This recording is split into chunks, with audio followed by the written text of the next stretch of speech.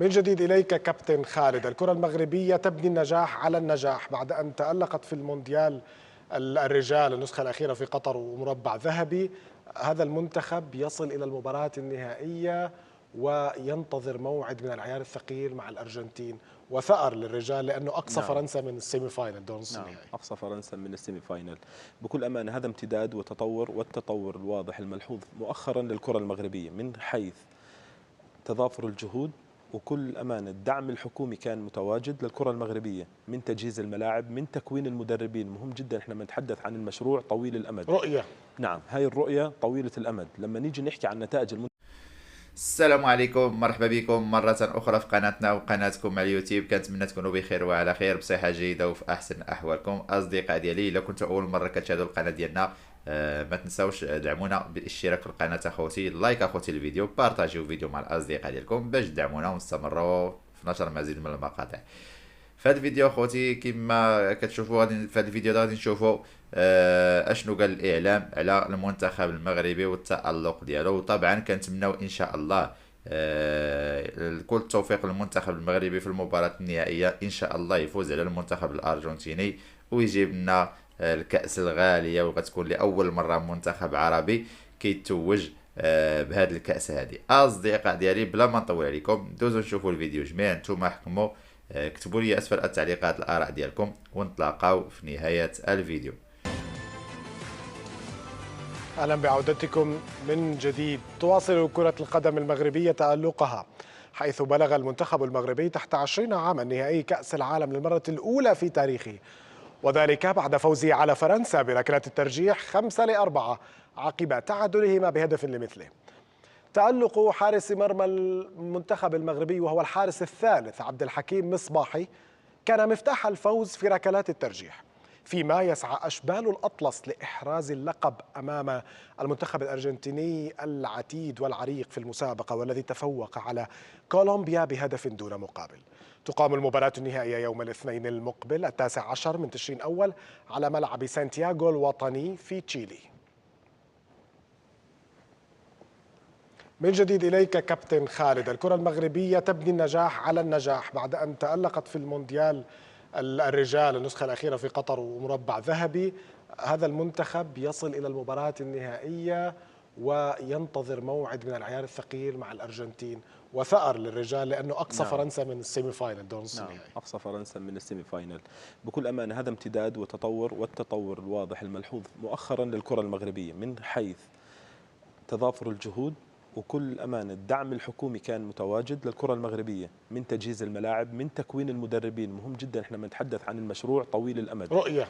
نعم، هاي الرؤية طويلة الأمد. لما نيجي نحكي عن نتائج المنتخب المغربي الأول، هي مش وليدة لحظة، ولا هي يعني ما كانت يعني موضوع صدفة، موضوع تخطيط مسبق، تخطيط عميق. اليوم المنتخب المغربي أو الاتحاد المغربي بيستضيف الكاف بيستضيف بطولة الأمم الأفريقية. تجهيز ملاعب عديدة جدا، جهز تقريبا 18 ملعب، جهز ملاعب خاصة بالحكام، جهز ملاعب خاصة بالمطورين للكرة المغربية. كل هاي يعني راح تأتي أكلها للكرة المغربية.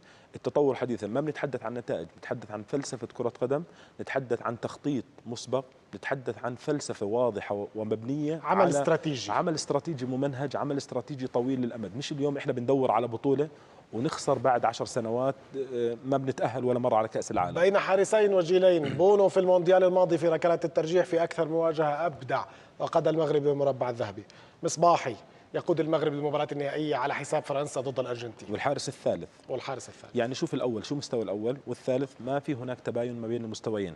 هذا إن دل على شيء يدل على أنه الفريق متكامل، كتلة واحدة، الفلسفة واحدة للحارس الأول، للحارس البديل، نعم. للاعب الأول، للاعب رقم 28 متواجد في المنتخب.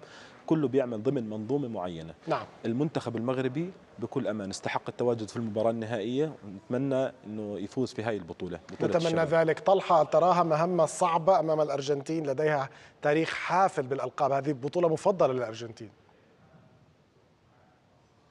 نعم صحيح، هي من البطولات المفضلة للمنتخب الأرجنتيني. ومعا إذا نظرنا إلى المنتخب المغربي والمنتخب الأرجنتيني وأضيف معهم كمان المنتخب الإسباني على مستوى قارة أوروبا، بتشعر إنه يعني هذه الأكاديميات وهذه المنتخبات، هذه البلدان خلينا نحكي، بتقدم لكرة القدم، معطاء لكرة القدم بتقدم مستويات على جميع الفئات، على جميع الفئات العمرية، وهذا إن دل على شيء يدل على عمل كبير وجهد جبار جدا تقوم فيه هذه الاتحادات مع منتخباتها.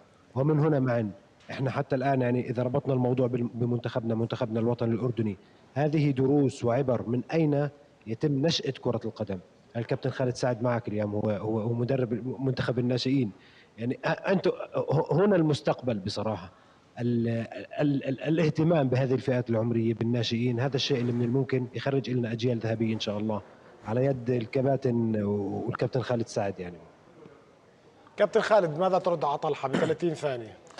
يعني ان شاء الله انه يعني الاتحاد يسعى جاهدا لتطوير منتخبات الفئات العمريه. بصراحه مش تطبيل ولا انه احنا بنحكي عن شيء، احنا المنتخب بالناشئين صار لنا مجمعين تقريبا سنتين للاستحقاقات القريبه القادمه، فبكل امان المنتخبات ان شاء الله في ظل فلسفه الاتحاد الواضحه ان شاء الله راح تكون لها يعني شيء كثير في الكره الاسيويه والكره العالميه ان شاء الله. يا رب فالكم النجاح. محمد حلمي راشد، المغرب امام الارجنتين مهمه ليست سهله على الاطلاق، هل يمكن القول ان كل ما مضى شيء وهذا شيء آخر، وإن كان في مواجهات صعبة مع البرازيل مع فرنسا المغرب فازت عليهما وعلى غيرهم أيضا؟ هي الاختبار أمام فرنسا، نعم الاختبار أمام فرنسا كان صعب للغاية، فبالتالي هناك علامات واضحة. يعني كل الثقة بالمدرب المغربي، مدرب بدأ من لا شيء ولم يلعب كرة القدم، بدأ بأقل رخصة تدريبية من الاتحاد العالمي لكرة القدم حتى الأعلى، فبالتالي هو متابع عن قرب للاعبين ويعرف إمكانياتهم تماما. ولدى المنتخب المغربي هجوم قوي جدا بوجود زريبي، فإذا كان هو في يومه بالمقابل هناك ضعف في دفاع المنتخب الأرجنتيني وبطء واضح كان رأيناه في المباراة نصف النهائي. فلدى المغرب فرصة كبيرة جدا أن يكونوا أبطال المونديال وتحقيق مفاجأة وليست مفاجأة بشكل صريح، يعني بمدى تطور الكرة المغربية. نتمنى التوفيق لأسود الأطلس أن يكونوا أبطال المونديال. يا رب، أخلص وأطيب الأمنيات لهم في ذلك. شكرا جزيلا محمد حلمي راشد. الشكر موصول إلى طلحة أحمد ثراي التحليلي ل 442 صناع المحتوى السوشيال ميديا ونجوم التحليل في القنوات. والشكر إلى ضيفي هنا بالاستوديو كابتن خالد سعد اللاعب السابق والمدرب المنتخب الوطني للناشئين. شكرا جزيلا كابتن خالد. شكرا جزيلا اخي معين، يعطيك الف عافيه. حياك، اهلا وسهلا. الشكر موصول لكم على طيب المتابعه. وصلنا للنهايه، نلتقي واياكم ان شاء الله الاسبوع المقبل. الى ذلك الحين في امان الله.